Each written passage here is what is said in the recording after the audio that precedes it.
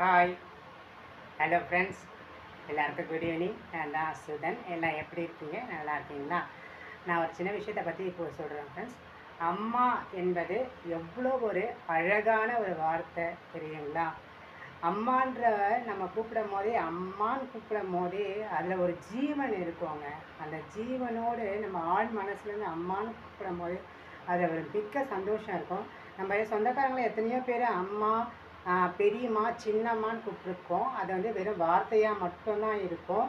அம்மான்ற ஒரு சொல் வந்து அழகான சொல். அதுக்கு முன்னாடிலாம் வந்து பார்த்திங்கன்னா எல்லோரும் இங்கிலீஷில் மம்மி மம்மின்னு கூப்பிடுவாங்க. அதையும் சுருக்கி மீன் கூப்பிட ஆரம்பித்தாங்க. அம்மான்னு கூப்பிடும் போது நமக்கு ஒரு சந்தோஷம் கிடைக்குங்க. அதை நம்மளை பெற்ற அம்மாவுக்கும் அந்த சந்தோஷம் கிடைக்கும் நான் நம்புகிறேன். அதனால் வந்து எல்லாரும் அம்மாவை அம்மான்னு மட்டும் கூப்பிடுங்க. அம்மான்னு கூப்பிட வரைக்கும் தான் நம்ம அம்மான்னு கூப்பிட முடியும். ஆனால் எனக்கு ஆசையாக இருந்து எங்கள் அம்மா உயிரோடு இருக்கும்போது கூட எனக்கு அம்மான்னு கூப்பிட எனக்கு தோணலை. ஆனால் எனக்கு அம்மான்னு கூப்பிட தோணும் போது எனக்கு அம்மா இல்லை ஃப்ரெண்ட்ஸ். அதனால் எல்லோரும் அம்மாவை அம்மானே கூப்பிடுங்க. பிடிச்சிருந்தா லைக் பண்ணுங்கள். Love you all. Take care.